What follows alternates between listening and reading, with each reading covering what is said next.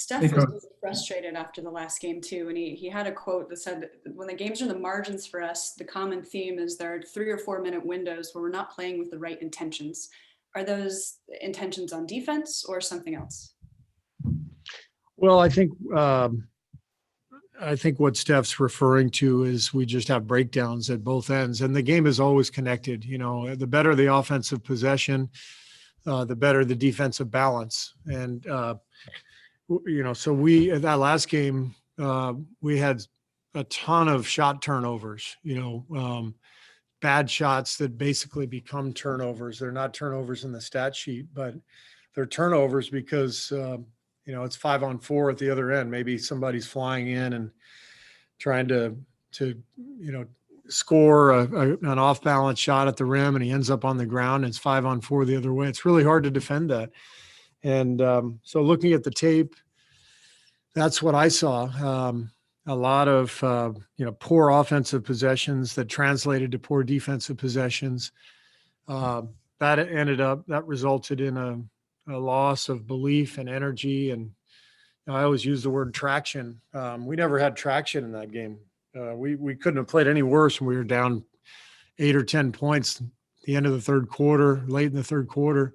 We had every opportunity to be in that game, but we were not in it because of what Steph talked about, just not putting together the effort to win the game in those margins. And that's what every game is about, is the margins. No matter how poorly you play in the league these days, you're probably going to score 100 points. And if you play your best, you're probably going to score 130. Same rule applies for the other team, generally speaking. So there's 30 points in the balance every night. That's how I look at it. And are you boxing out? Are you taking good shots? Are you in balance for your defense to be set up?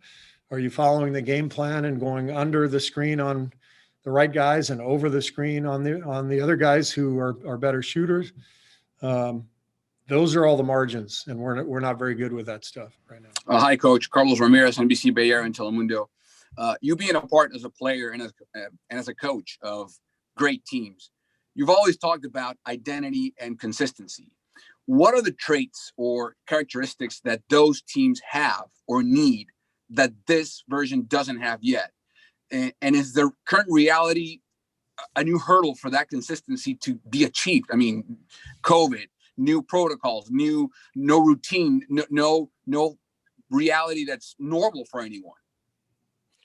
Well, I think what you said at the end there is really important, Carlos, because if you look at the league, there's only 4 or 5 teams that are actually really standing out, and everybody else is kind of stuck in the same mode we are, inconsistency and mediocrity. And, there are a few teams that have continuity, Utah, the Clippers, the Lakers, they're obviously a lot of talent and continuity, and they've seemed to have, weathered the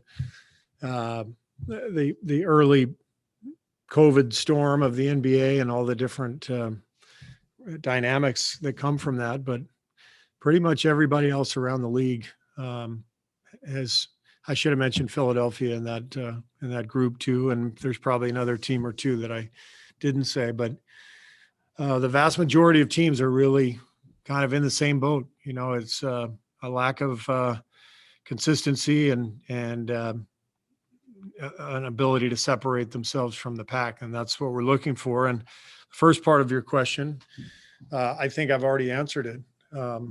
Paying attention to the scouting report, taking good shots, being in position to have good defensive balance, and being competitive at both ends, possession after possession, so that those 30 points that are in the balance every night, you win those points. You win more of them than the other team does. And that's how you win games in this league.